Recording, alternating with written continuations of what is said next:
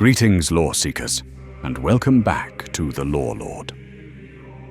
Today, we're discussing one of the most significant lore revelations in recent Warhammer 40,000 history, a mystery that has haunted the Imperium for over a decade, hidden in a simple wooden box beneath the Imperial Palace, sealed by the Emperor's own hand.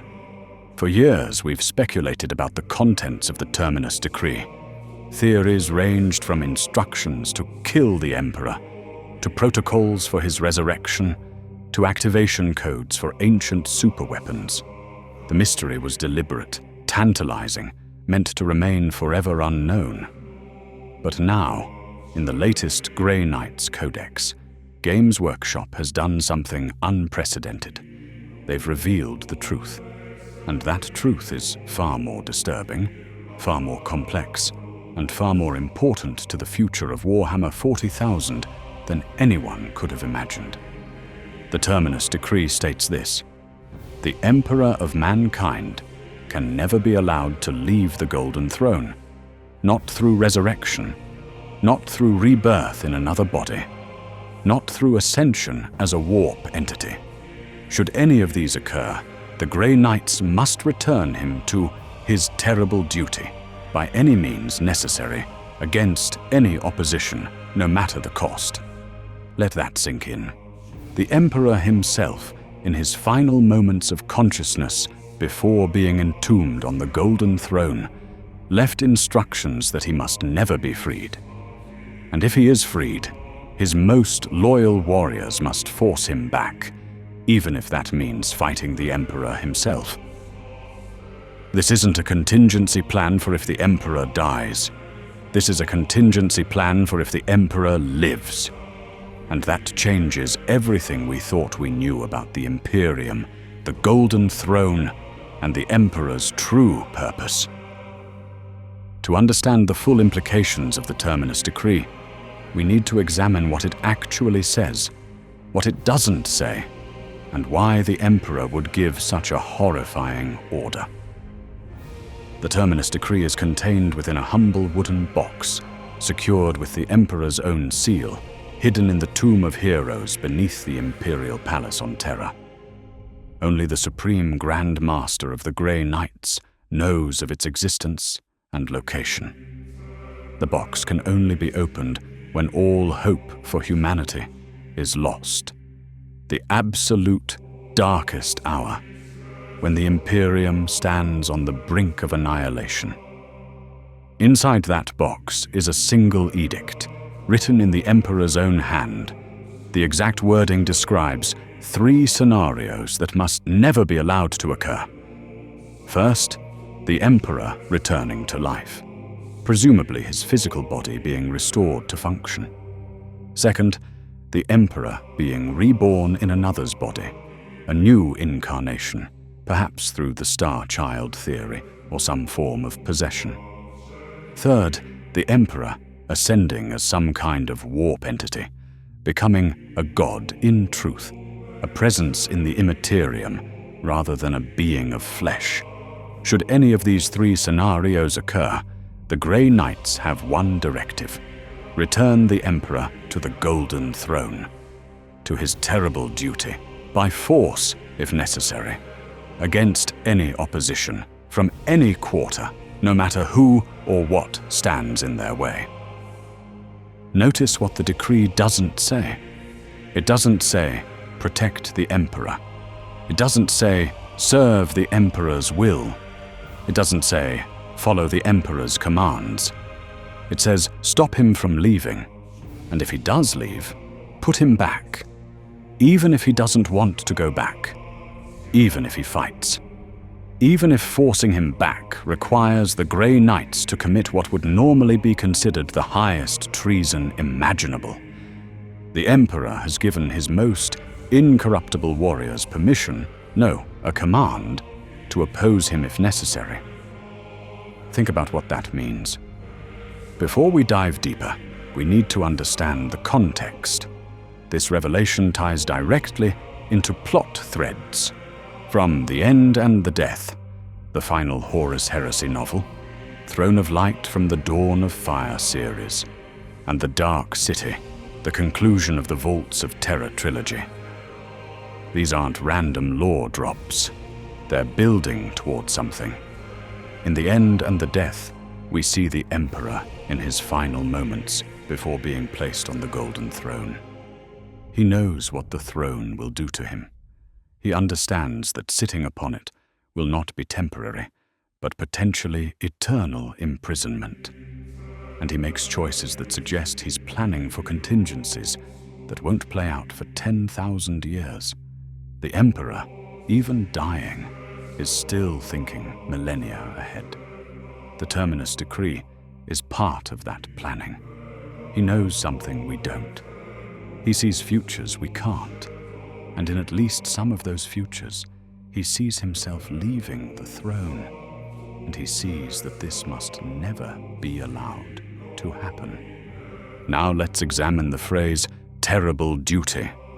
This is the Emperor's own description of sitting on the Golden Throne. Not his sacred duty, not his necessary duty, his terrible duty. The Emperor, in writing the Terminus Decree, acknowledges that the Golden Throne is a prison, a punishment, a burden so awful that it deserves that adjective. But if it's so terrible, why must he remain? Why can't he be freed? The Golden Throne serves three functions. First, it keeps the Emperor alive, maintaining his consciousness and power despite his shattered body. Second, it powers the Astronomicon, the psychic beacon that allows warp travel. Without it, the Imperium would fragment within days.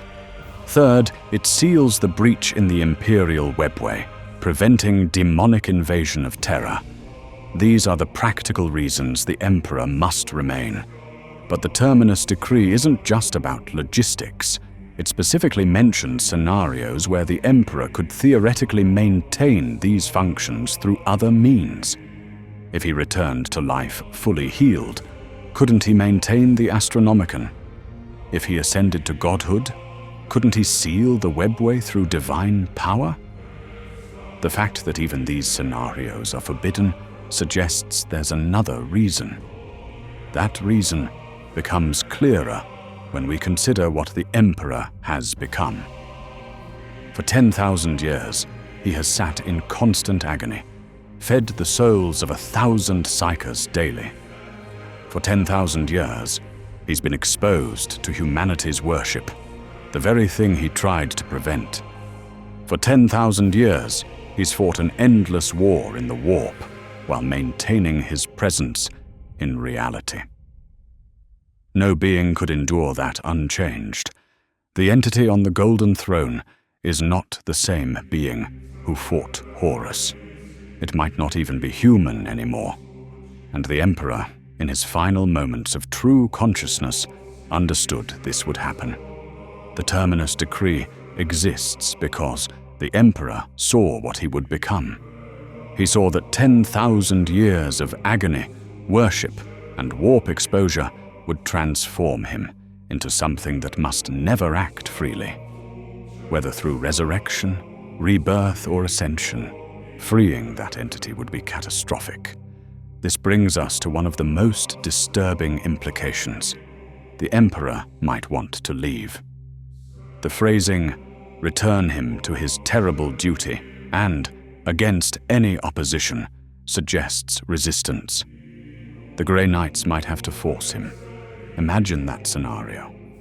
The Emperor, freed from millennia of torment, experiencing relief for the first time, finally able to move and speak. And the Grey Knights must fight him, must capture him, must drag him back and imprison him once more. It's a nightmare. But it's the scenario the Emperor himself planned for. He knew that if freed, he might not see reason anymore. He knew what he would become, might prioritize, ending his suffering over humanity's survival. So he gave the Grey Knights their orders in advance. Stop me, no matter what I say, no matter what I do. This is where the conflict with the Adeptus Custodes becomes inevitable and tragic. The Grey Knights were created to fight demons, to be incorruptible warriors against chaos. Their loyalty is to humanity's survival. The Custodes were created for one purpose: protect the Emperor, not humanity, not the Imperium. The Emperor, personally, absolutely. That is their reason for existence. Their loyalty is not abstract, it is personal, directed toward the Emperor himself. Now imagine what happens when these purposes collide. The Emperor somehow leaves the throne. The Custodes would rejoice. Their lord, the being they've protected for 10,000 years, is finally free. They would move to protect him, to serve him, to help him rebuild. They would see his freedom as the answer to millennia of prayers. But the Grey Knights know the truth. They've read the Terminus Decree. They know the Emperor commanded, this must never be allowed. They know they must return him, by force, if necessary, and the Custodes would never allow that. The conflict is inevitable, because both groups would be absolutely certain they're doing the right thing. The Custodes would believe they're protecting their lord from traitors. The Grey Knights would believe they're following the Emperor's final order to save humanity from what he might become. Neither would be wrong. Both would be acting according to their purpose. And that's the tragedy. There's no villain here. Just two groups of utterly loyal warriors with incompatible missions fighting to the death because they're too loyal to back down. Let's wargame this scenario. The Emperor is freed. The Supreme Grand Master opens the Terminus Decree.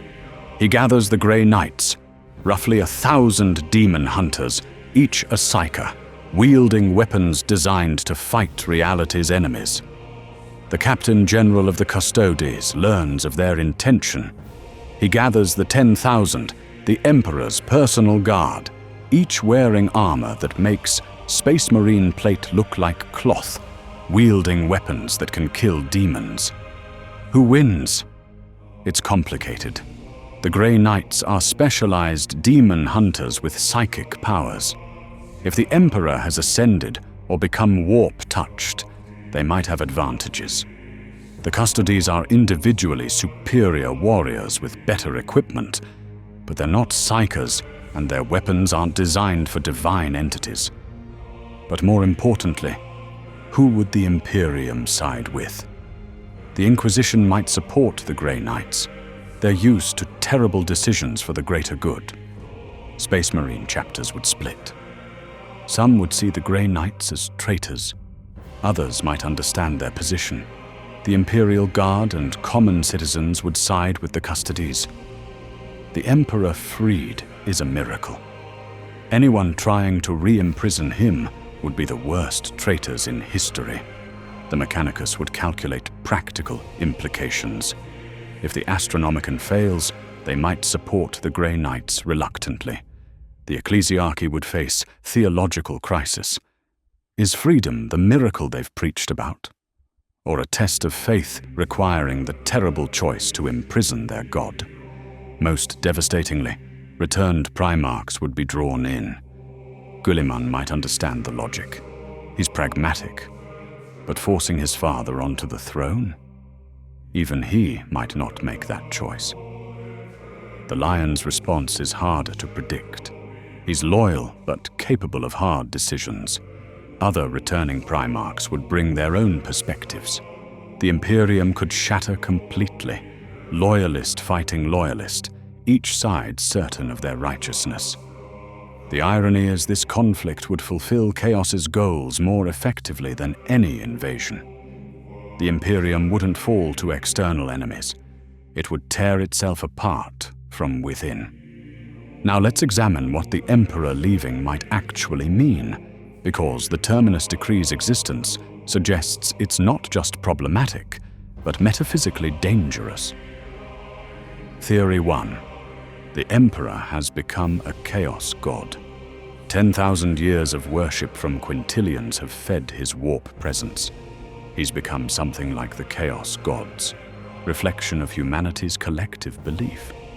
Freed, he wouldn't be the rational emperor of the Crusade, but the God Emperor of Imperial faith. That entity might threaten humanity as much as chaos itself. 32. The Emperor's mind has fractured. 10,000 years of agony, fighting in the warp while maintaining the Astronomicon, processing billions of prayers while sealing the webway. No mind survives that intact. The entity might be fragments at war with each other. Freeing it might release something schizophrenic, capable of reality-warping power, but without coherent purpose.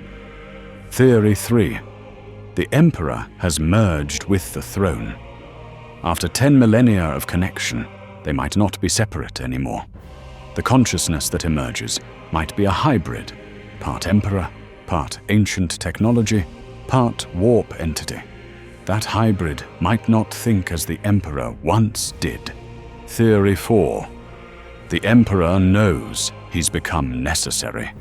Humanity has spent 10,000 years building civilization based on his divinity. If he returned and tried to dismantle that faith, it might destroy the Imperium more surely than any invasion. Faith in the God Emperor holds everything together. Remove it, everything collapses. Theory 5. The Emperor becomes a beacon for chaos.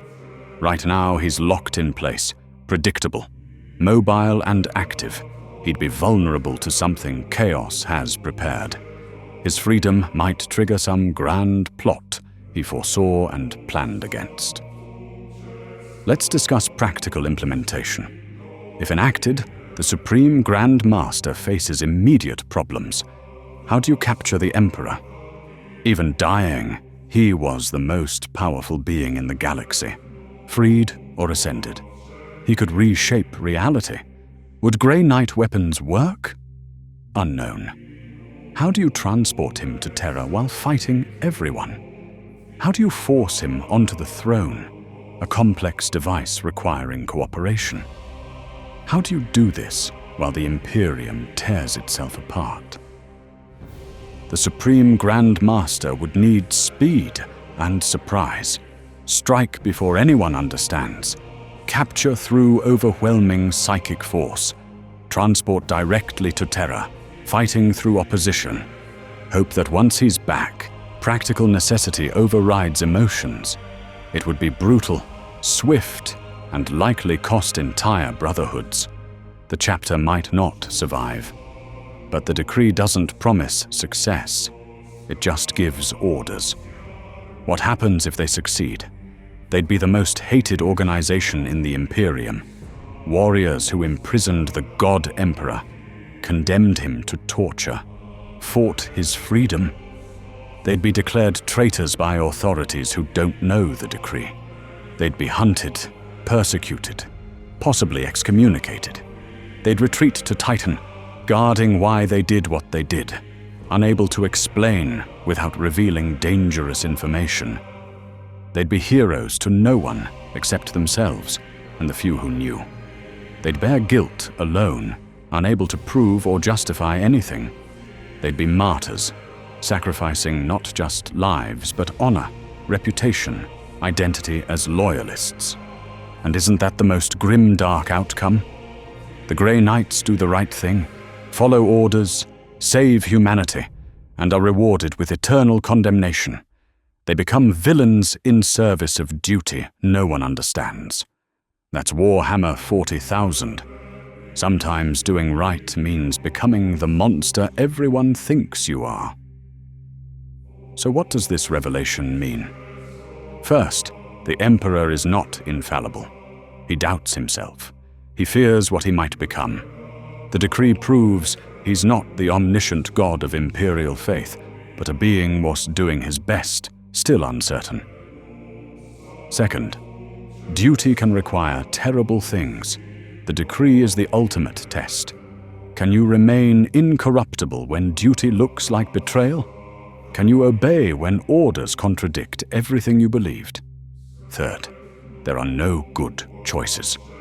Free the Emperor and risk what he's become.